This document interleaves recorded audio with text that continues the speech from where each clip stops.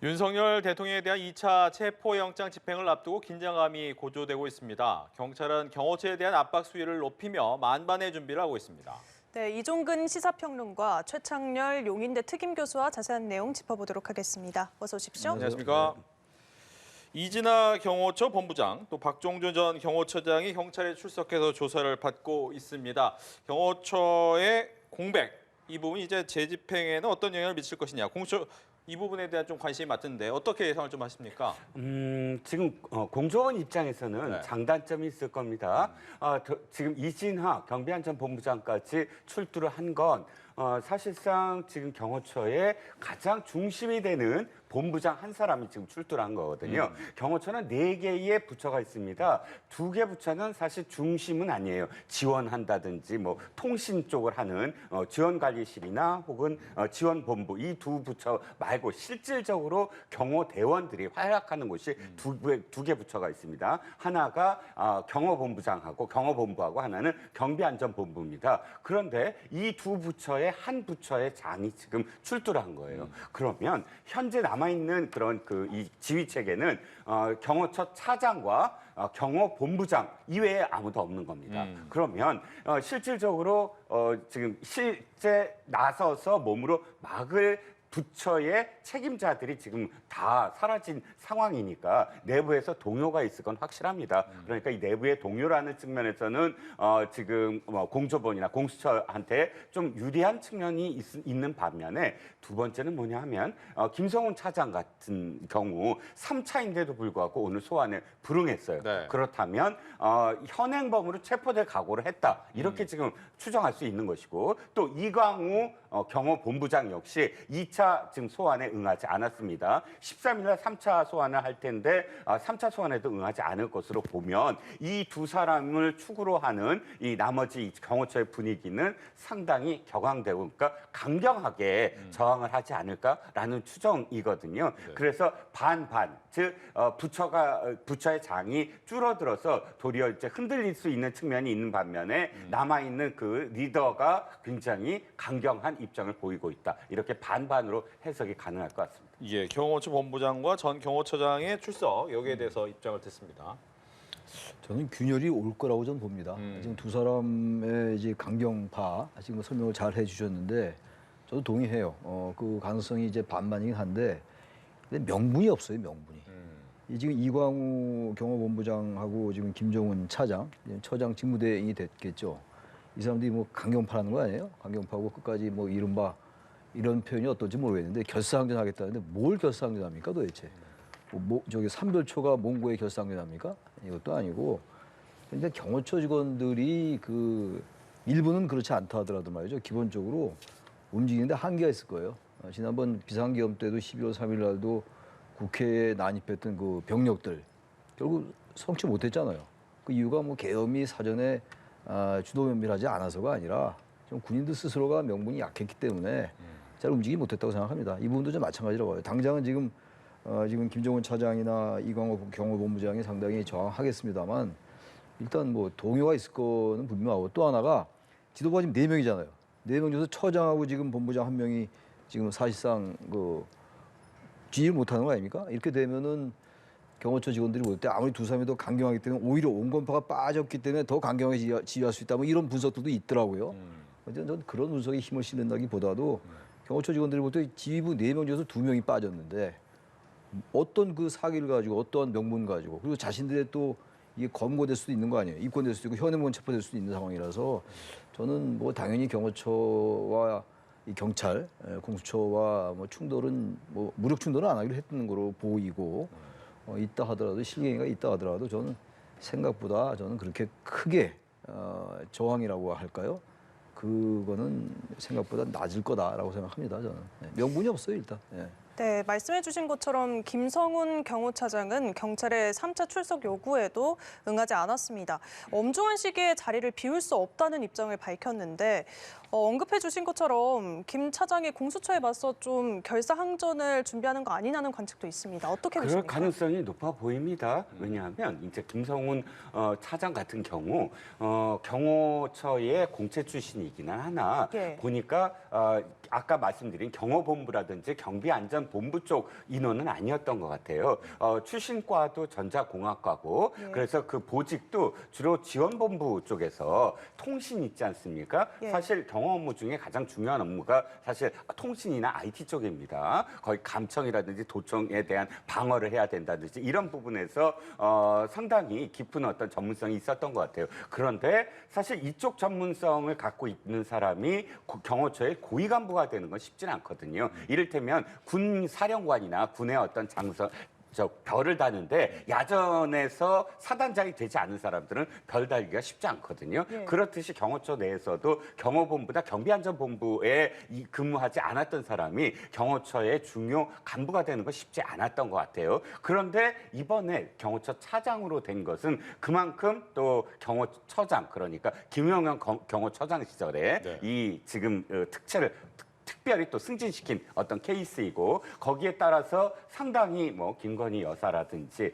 뭐 김신 가족부장도 있는데 어쨌든 그 김건희 여사의 어떤 경호와 관련된 어떤 굉장히 많은 어떤 역할을 했던 것으로 보였습니다. 이런 인연들로 또 말미암아 지금 경호처 차장으로 승진한 데 대한 어떤 보답 뭐 이런 것들이 다 어우러지면서 훨씬 더 강하게 지금 저항을 할 것이다라는 추정이 나오고 있습니다. 많은 역할을 했을 거라고 좀 언급을 해주셨고 앞으로 강하게 나갈 거라고 보셨는데 어떻게 근데 보십니까? 김성훈 차장이라는 사람이 저항을 하면 예. 현행범으로 체포될 거 아닙니까?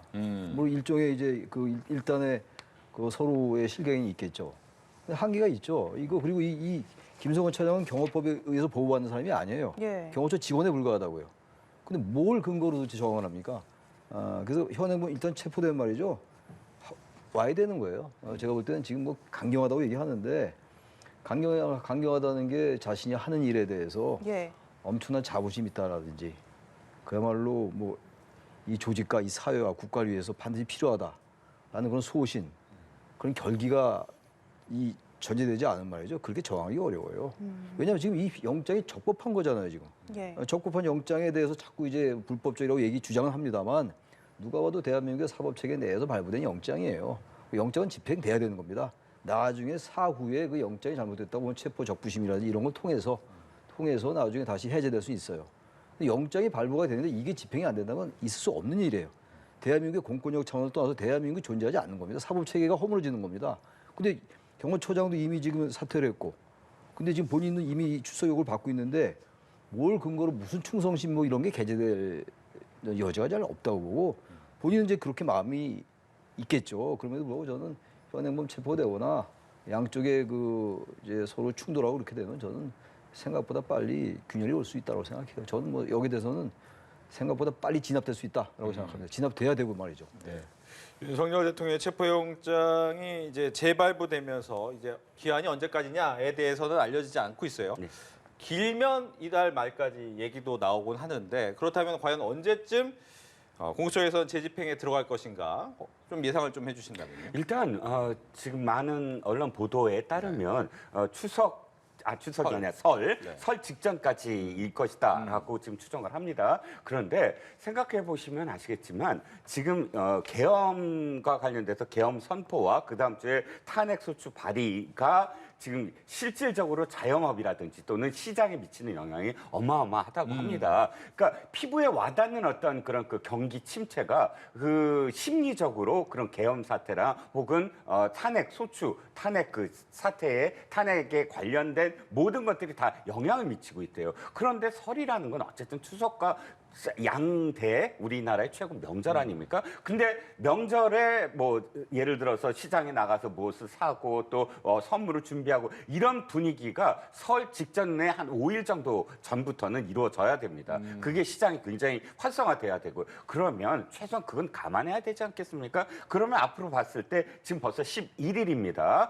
25일 전 한 5일에서 7일 전까지는 해야 된다고 한다면 결국은 다음 주밖에 시간이 없거든요. 그럼 그럼 다음 주 주말로 넘어갈 수 없다면 지금 많은 언론들이 또 추측을 하는 게 다음 주 초는 가능할 것이다. 왜냐하면 광수대, 그러니까 그 지금 인근에 네 개 지역의 광수대 대장들을 다 소집을 했잖아요. 네. 그러면 물론 광수대의 모든 대원들을 다 데려올 수는 없습니다. 한 1,000명 가깝게 언론이 지금 보도를 하는데 아니 마약 수사대부터 시작을 해서 실제로 조폭 수사를 했던 사람들인데 자신이 하는 일을 모두 다 팽개치고 전부 다 소집할 수는 없는 거거든요. 이 형사들은 대개 이 체포 영장을 집행한다든지 구속영장 집행에는 굉장히 전문적인 사람이기 때문에 지금 광수대를 동원하는 건 맞는데 일단 기동대 그러니까 시위 진압을 하는 기동대를 통해서 뭐 철조망을 제거한다든지 혹은 버스를 뛰어넘는다든지 이런 작업들 장애물을 이제 제거를 하고 그 다음에 광수대 형사단을 보내서 실제로 이제 그 이 체포영장을 집행하는 그런 과정을 아마 도상 회의를 통해서 이제 금요일날 다 끝냈다고 한다면 주말엔 시위 인원들이 너무 많으니까 아마도 늦어도 다음 주 한 수요일 전까지 한 월화수요일 이 주 중반까지는 집행을 하지 않을까라는 조심스러운 추정을 해봅니다. 네, 화요일 날 이제 헌법재판소에 잡혀진 날짜가 있으니까 그 전후가 되지 않나 네. 얘기하셨는데 어떻게 예상하십니까? 14일이 이제 다음 주 화요일이잖아요. 네. 14일이 화요일이고 설이 29일이에요. 3주 얘기를 많이 하던데 3주면은 아직 2주나 남았어요. 네. 7일 날 발부됐으니까. 근데 이 상황을 지금 언제 집행할 거냐, 그야말로 누가 쳐들어가는 거죠. 거의 그런 개념이에요 지금. 지금 경호처와 이 공수처와의 이 대치 국면. 저는 뭐 대치라는 표현도 잘 어울리지 않는다는 표현이라고 들어요. 그럼 어쨌든 간에 뭐 현실적인 부분이니까. 근데 이 상황 속에서 이 부분을 2주 이상을 지금 계속 이런 상황으로 간다? 지금 제가 이 연암수 오는데 요 근처에 40분 전에 도착했다가 그 차를 골목에 놔두고 들어왔어요. 이 집회 때문에, 시위 때문에. 네. 이 정도 상황을 언제까지 방치하면 2주를 계속 이런 식으로 간다고요? 게다가 지금 한남동 관저 앞에 탄핵 찬반 그 시민들이 계속 대치하고 있는 거잖아요, 지금. 저는 다음 주에 해야 된다고 봐요. 계속 이런 식으로 언제 할 거냐라고 해가지고 온 국민이 여기에 대해서 스트레스를 엄청 받아요. 정치관여도가 높은 시민이건 그렇지 않은 국민이건 말이죠. 이거 제가 볼때 다음 주에 할 것 같아요. 다음 주 주초나 주중에 뭐 저희들은 전혀 정보가 없죠. 알 수가 없는 것이고 비밀로 하고 있는 거니까. 원래 체포영장의 본질은 미행성이에요. 알려주면 안 되는 건데 지난번에 알려줬던 거였죠. 그럼에도 불구하고 이 상황을 2주까지 끌고 가는 건 우리 이종훈 평론가님 말씀처럼 말이 안 되는 얘기고 제가 볼 땐 다음 주죠. 오늘 토요일이니까 다음 주 월요일부터 해서 주초나 주중 정도 되지 않을까. 주말은 제가 봐도 너무 이 시민들이 많아요. 집회 시민들이 많고 한남동 관저도 마찬가지고 그 앞에도 그렇게 예상이 되는데 정말 이거 대단히 개탄스러운 일이에요. 어떻게 이런 일이 이렇게 오랫동안 있어요. 정말 이건 제가 이건 방송 패널 이런 걸 떠나서 말이죠. 대한민국 시민으로서 참 납득이 안 갑니다. 이 상황 자체가. 네, 말씀해 주신 것처럼 한파 속에도 현재 찬반 집회가 이어지고 있습니다. 여당 측 일부 인사들은 관저 앞을 찾아서 방문을 했다고 하는데요. 이에 대해 여당은 지도부 차원의 집결은 없을 것이라고 밝혔습니다. 국민의힘 의원들 계속 나설 것이라고 보십니까? 글쎄요, 지난번에 44명이 나섰잖아요. 6일 날. 근데 그분들이야 뭐 생각이 뭔지는 모르겠어요. 지역구 사정 때문에 그랬는지 뭔지 몰라도 대한민국의 국회의원으로서 좀 부끄러운 줄 알아야 된다고 생각해요. 대한민국 국회의원은 입법기구 아닙니까? 입법기구고 입법과 사법체계는 같이 연결되어 있는 거 아니에요. 국회에서 만든 법에 의해서 대한민국 사법질서와 사법체계가 근간이 유지되는 거 아닙니까? 근데 그 부분을 만든 부분들이 바로 이 사람들 아니에요. 이 국회의원들. 근데 44명도 아니고 44명씩이나 그 앞에를 가서 탄핵에 반대한다는 비슷한 얘기를 하고 말이죠. 영장 집행에 반대하는 이런 모습을 보이는 거. 글쎄요, 저는 뭐 이분들이 나중에 총선에서 자신들의 유불리를 따져서 그런지는 모르겠어요, 제가. 그분들하고 대화를 안 나눠서 모르겠습니다만 이렇게 해서는 안 되는 거죠. 이렇게 해서는 안 되는 것이고 지금 특히 이제 국민의힘의 지지율이 올라가고 말이죠. 정당 지지율이 이러다 보니까 고무대면도 있는 것 같긴 해요. 그러니까 이번에 양상이 대단히 기묘한 형태로 가는 것 같아요. 물론 이재명 대표에 대한 거부감 같은 거, 특히 이제 2016년도, 17년도에 박근혜 전 대통령 탄핵 때 느낀 그 이른바 학습 효과. 절대로 물러서면 안 된다. 물러서 보니까 그때 탄핵에 대해서 많이 찬성하고 있었는데 보수가 괴멸됐다라는 인식을 갖고 있는 것 같은데 그럼에도 불구하고 현재 상황을 그리고 박근혜 대통령 그때 탄핵 때는 이런 게 아니었잖아요. 그때 어제 군인들이 국회에 난입하고 그랬었네. 그렇지 않았잖아요. 그거하고는 차원이 다른 일입니다, 이걸. 근데 아무튼 그런 인식 때문에 이제 국회의원들 거기 가는 것 같은데 이번엔 저는 그러지 않길 바라요. 그렇게 갈지 안 갈지 모르겠습니다만 뭐 가는 일부 의원들이 있겠죠. 어느 의원들은 그 정광훈 목사라는 앞에서 90도 절도 하고 그러던데 모르죠. 당권, 당심 때문에 나중에 당권을 잡으려 하는지 모르겠어요. 대선 이후에 대선이 뭐 조기 대선이 아무래도 확률이 높으니까 그렇게 된다면은 그 이후에 당권을 생각해서 그런지 모르겠는데 그 속내는 알 수 없습니다만 참으로 전 개탄스럽다라는 말씀을 또 안 드릴 수가 없습니다. 예. 네, 국민의힘 의원들 방문에 비판적인 시각 보여주셨습니다. 지금 지도부는 선을 긋고 있는데 계속해서 국민의힘 의원들 나설 거라고 보십니까? 나설 것으로 보입니다. 근데 그 인원이 몇 명이 될 건가가 이제 문제겠죠. 예. 저는 그때 44명이 가장 많은 최정점의 인원이었을 것이다라고 생각을 합니다. 예. 그 이후부터 사실 줄어들 거예요. 왜냐하면 44명에 대해서 상당히 많은 비판 여론도 아마 지역구에서 들었을 겁니다. 물론 교수님께서 잘 말씀해 주셨지만 지금 국민의힘의 의원들은 좀 고무돼 있는 건 사실이에요. 많은 부분에서 지지가 높아지고 있다라는 그런 이야기들을 많이 하는데 그런데 언제까지가 될 것인가는 사실 다들 알고 있어요. 왜? 이제 곧 재판 전국으로 바뀌거든요. 서초동의 시기가 열리기 시작하면 김용현 장관부터 또 방첩사령관부터 시작을 해서 수방사령관 이 사령관들이 모두 다 재판정에서 증언을 해야 됩니다. 그러면 그 증언이 지금까지 나온 것보다 훨씬 더 생생하게 많은 부분에서 드러나게 될 거예요. 그런 과정들이 상당히 또 이 국민의힘의 어떤 요구를 받을 겁니다. 계엄에 대해서 뚜렷하게 입장을 밝혀라. 이런 상황들이 이어지면 지금 정국과는 또 다른 양상이 되거든요. 근데 딱 한 분은 확실히 가실 것 같네요. 윤상현 의원. 윤상현 의원이 지금 시위 현장에 갔을 때 시위대에서 한 분이 이렇게 말씀하셨대요. 도대체 일은 언제 하십니까? 라고 이 현장에서 했더니 윤상현 의원이 이렇게 대답을 했습니다. 지금 여기서 하고 있습니다. 라고 얘기했거든요. 예. 토요일 날은 원래 지역구에 내려가는 날인데 오늘 또 이렇게 윤상현 의원이 관저 앞에 가신 걸 보면 이 관저 앞이 지역구다라고 생각하시는 것 같습니다. 네. 이 가운데 이제 제이크 설리번 미국 백악관 국가안보 보좌관이 이번 계엄 선포에 대한 이야기를 했어요. 뭐 충격적이고 잘못됐다고 생각을 한다라고 하면서 이제 헌법 절차대로 진행되는 것을 보고 있다라고 하고 있습니다. 아무래도 뭐 트럼프 대통령 당선인의 취임 전에 여러 가지 외교적인 문제도 있는데 이런 가운데 나왔던 이야기이기 때문에 좀 많은 분들이 관심을 갖고 있습니다. 그렇습니다. 일단 현재는 그러니까 바이든 정부의 국가안보 보좌관이지요. 네. 그래서 바이든 정부가 지금 이 상황을 어떻게 보고 있느냐 상당히 충격적으로 보고 있고 또 헌법 질서에 따라서 이런 어떤 과정들이 다 마무리되기를 원한다. 교과서적인 얘기지만 사실 바이든 정부가 할 수 있는 가장 최고조의 이야기였던 걸로 생각이 들고요.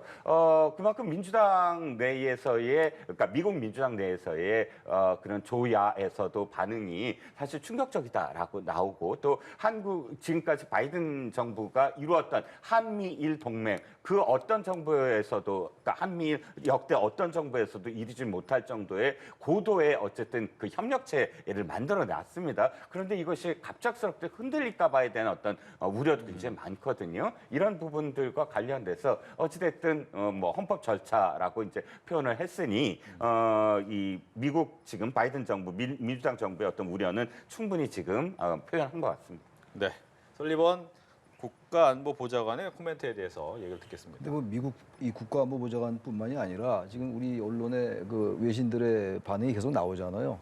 제가 그 중에서 가장 기억에 남는 얘기가 최근 며칠 전 얘기인데 영국 BBC 방송에서 왜 탄핵이 가결된 대통령이 왜 그렇게 체포가 안 됩니까? 이게 그들은 이상한 거예요. 탄핵이 이미 소추 의결이 됐잖아요. 그리고 영장도 발부됐고. 근데 왜 체포가 안 되냐 이런 얘기예요. 지금 이 백악관 국가안보보좌관 얘기가 헌법 절차대로 진행되는 것을 보고 있다라고 얘기했는데 지금 헌법 절차도 진행되고 있지 않는 거예요 지금. 영장 발부가 지금 계속 저항에 부딪히고 있는 거잖아요. 벌써 며칠째. 이건 헌법과 법률 시스템을 부인하는 일군의 무리들인 거죠. 그리고 이제 영장 발부가 잘못됐다고 얘기하고 있는 것이고 공수처가 수사권이 없다. 수사권이 없는 공수처였지만 그리고 서부지방법원에 왜 영장 청구를 했느냐 체포영장을 이 얘기잖아요 지금. 그게 핵심이에요. 이제 국민의힘 의원들의 말이죠. 친윤 주류 의원들의 핵심 그 논리가 그 논리인데 근데 어쨌든 서부지방법원에서 발부를 했잖아요. 그럼 어떻게 하자는 얘기예요 도대체. 중앙지방법원은 대한민국 법원이고 서부지방법원 법원 아닌가요? 저는 이분들은 다 법을 전공한 분들이고 이런 분들인데 왜 이렇게 얘기하는지 모르겠어요. 도저히. 그래서 이런 얘기가 나오는 겁니다. 지금 이 얘기는 말이죠. 대단히 두 분 다 말씀하셨습니다만 대단히 수위가 높은 발언이에요. 미국 이 백악관 국가안보보좌관 얘기가 충격적이고 잘못됐다. 보기에 따라서 왜 남의 나라 내정에 간섭하냐는 비판을 들 수 있는 건데 이런 반응이 나올 수밖에 없어요. 외국에서 오히려 이렇게 보고 있는데 왜 우리나라의 그 보수라고 불리는 분들, 전 보수라는 표현이 거의 맞지 않는다고 생각해요. 잘못된 극우 강성 우파, 요즘은 아스팔트 우파란 말도 하는데 그것도 무슨 말인지 모르겠어요. 아스팔트 우파는 뭐고 저기 무슨 아스팔트 보수는 뭐며 그거 뭐 난 참 그 이대로 간단 말이죠. 전 그 지금 현재 윤석열 대통령과 국민의힘의 일부 지금 탄핵에 반대하는 이런 분들은 좀 제가 개인적으로 생각하기엔 대단히 배타적이고 대단히 저항적이고 대단히 공격적인 보수인 것 같아요. 근데 우리나라 보수가 그렇지 않았다고요. 법치를 신뢰하고 법치를 수호하는 게 보수의 본질 가치입니다. 물론 진보도 마찬가지긴 합니다만. 근데 지금 보수라는 분들이 보여주고 있는 저러한 행태들은 도저히 대한민국의 정통 보수가 아닌 것 같아요. 대단히 공격적이에요. 그리고 지금 경호처가 하는 행태가 그런 거 아니겠어요? 두고 봐야지 알겠습니다. 전 그래서 이 지금 얘기가 좀 길어졌는데 백악관 국가안보보좌관의 이 말은 얼만큼 외국에서 우리의 동맹들이 이 부분 대한민국의 이 돌아가는 현실을 대단히 그 개탄스럽게 보고 있냐를 전 상징적으로 보여주는 거다라고 생각을 합니다. 네, 짧은 반론 듣습니다. 일단 아니요 반론이라기보다는 좀 첨언할 게 있는데 바이든 정부는 사실 이제 며칠 안 남았습니다. 우리가 더 관심을 가져야 될 건 트럼프 새로운 어떤 트럼프 정부가 이것을 어떻게 생각할 건가가 좀 관심인데 그렇다고 해서 아직 뭐 구체적으로 발표한 건 없습니다. 근데 일단의 단초가 메르세데스 슐랩이라는 트럼프 정부 1기의 공보국장이 자신의 방송에서 고든창 변호사와 함께 이런 이야기를 했어요. 어떤 표현을 했냐면 중국과 북한이 한국의 좌파 정당을 당연히 지지하는 가운데 한국의 탄핵 정국은 지정학적 관점에서 모든 역학 구도를 바꿔놓을 수 있다라고 표현을 했는데 뒷부분보다는 앞에 부분 그러니까 중국과 북한이 우리나라의 민주당 정부를 지지하는 것 같다라는 표현, 이 표현의 어떤 근거를 봤더니 사실 이번 그 탄핵 소추안에 탄핵 소추안에 관련된 탄핵 소추안에 이런 거를 지금 저기 했잖아요. 들어갔다가 뺐잖아요. 뭘 뺐냐 하면 바로 한미일, 그러니까 윤석열 정부가 한미일과 관련돼서 아주 기괴한 그런 이 결정을 했다. 외교 안보 정책이 잘못됐다. 탄핵 아니다. 했다가 그것을 다시 빼지 않았습니까? 그것을 빼는 것 과정을 지켜보면서 굉장히 우려 섞인 어떤 시선을 보내고 있다. 민주당에 대해서. 이런 부분들은 민주당이 좀 더 수권 정당으로서 한미일 외교와 관련된 뚜렷한 어떤 그 안심을 좀 미국에 보내야 되는 게 아닌가라는 생각이 들었습니다. 네, 내란 특검법 얘기도 해보겠습니다. 야당이 내란 특검법 수정안 발의 논의를 시작했는데 여당 일각에서 내란죄 수사 범위를 비상계엄 선포 이후 6시간으로 판단하고 있다는 보도가 나오고 있습니다. 민주당은 비판하고 있고 또 여당은 검토 사실 자체가 없다고 지금 밝히고 있는데 이 부분은 어떻게 보고 계십니까? 민주당과 관련돼서 질문 조금만 다시 한번 해주시겠습니까?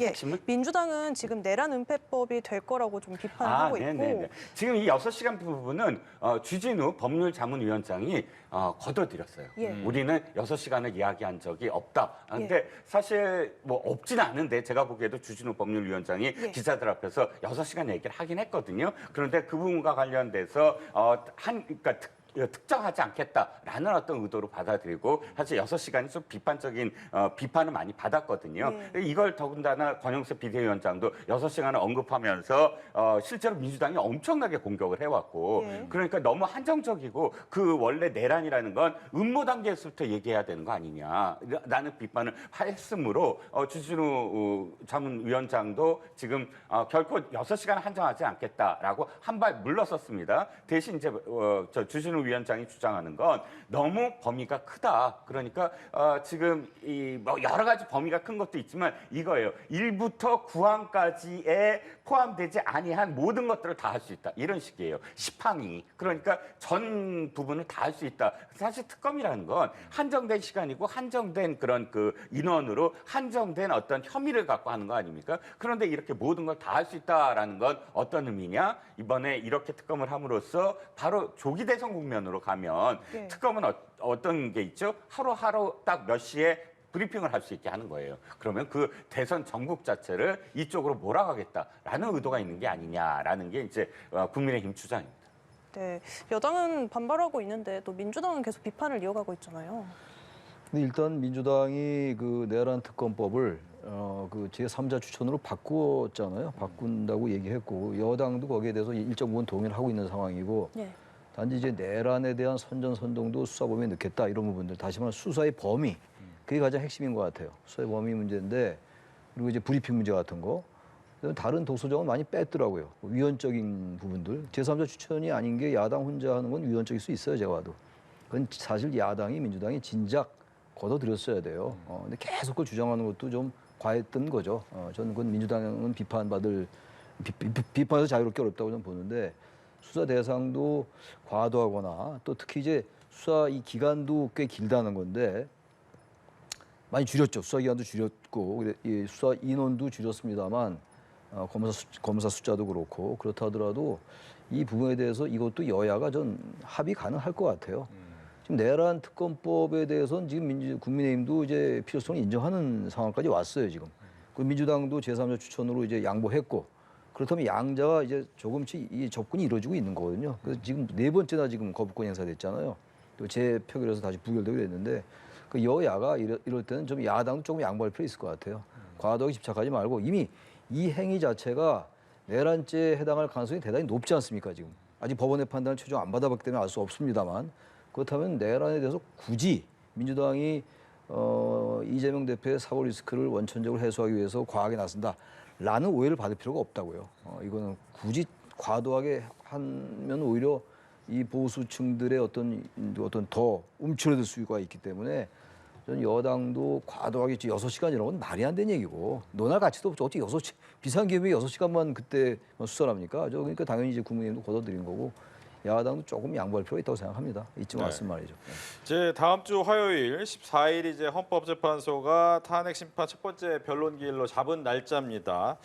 이날 과연 윤석열 대통령은 참석을 하게 될 것이냐, 아니면 탄핵 부분, 지금 철회된 형법상의 탄핵 부분에 대해서 헌법재판소는 어느 정도 좀 얘기를 할 것이냐, 뭐 여러 가지 관심이 좀 있어요. 여기에 대한 얘기 듣겠습니다. 자, 일단 윤 대통령은 참석하고 싶어 하는 것 같아요. 원래부터 이제 변론하겠다라고 이야기도 하고 또 변호사들도 변호인단도 할 것이다라고 이야기했는데 지금은 불확실하게 됐잖아요. 가장 중요한 게 지금의 이 체포영장 이게 변수일 것 같아요. 체포영장이 지금 애매하지 않습니까? 예를 들어서 헌재는 꼭 가고 싶고 구속되지 않은 상태에서 헌재의 어떤 심리를 맞이하고 싶다. 이게 지금 윤 대통령 측의 입장인데 지금 상황에서 예를 들어서 14일 전에 만약에 집행이 되지 않는다. 그랬을 때 실제로 헌법재판소가 열리고 변론 시작을 하면 그때 대통령실에서 관저에서 나왔을 때 어떻게 됐죠? 집행이 가능하잖아요. 그러면 자신의 의도대로 변론을 자기가 실제로 스스로 하고 싶지만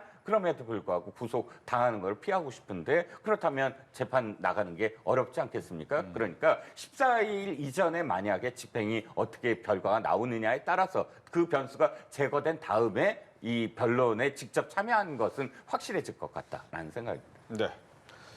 근데 지금 이제 그 대통령 측에서 사전 구속영장을 차라리 청구해라. 그리고 기소를 해라 이렇게 얘기를 하고 있잖아요. 그 체포만은 피하겠다 이런 얘기인데 왜? 그건 이제 수사도 지금 불법적인 것이고 공수처가 수사하는 게 영장도 이제 불법적으로 발부됐다고 보고 주장하고 있는 거란 말이죠. 근데 저는 하나 말씀드리고 싶은 게 도대체 어느 피의자가 법원을 지정을 하고 그다음에 이 수사의 절차를 선택을 합니까? 그 말이 되는 얘기인가요? 지금 거기 대리인들이 나와서 얘기하는 거 보면 어떤 데 기가 막혀요 진짜. 사전 구속영장 청구하십시오. 기소하십시오. 체포영장을 이용할 수 없습니다. 그 대한민국의 사법질서에서 가능한 얘기가 아니잖아요. 근데 그걸 너무 당연하게 얘기하고 있고 언론은 당연하게 보도하고 있어요. 언론이 당연히 보도하는 거죠. 그러니까 이제 변론기일도 체포영장이 발부가 안 되면 나오겠다 이런 얘기인데 어쨌든 대한민국의 사법체계를 완전히 부인하는 거라고 저는 생각하고 말이죠. 또 하나가 지금 특검 얘기 아까 했습니다만 여야가 특검도 체포영장을 집행하지 않는다는 조건으로 특검에 합의하자 이런 얘기가 나오는 것 같은데 그것도 있을 수 없는 일이에요. 어떻게 법률적인 절차에 의해서 진행되고 있는 거를 특검이라는 것 때문에 이걸 체포영장 발부 안 하기로 한다. 그걸 우리만 할 수가 없다고요. 사회적 합의로 가능한 얘기 아니에요. 이거는 헌법적인 결단에 속한 일이기 때문에 이건 여러 가지로 이 법률적, 사법적으로 볼 때 대단히 이거 무리한 얘기들이라고요. 무리하다고요, 무리해. 그러니까 이거 자꾸 주장하고 있는 게 아마 여론전이라는 얘기들 많이 하는데 여론을 자꾸 환기시키고 보수층의 결집을 유도하는 그런 측면이 있는 것 같아요. 전략적으로 말이죠. 전략을 하는 건 좋아요.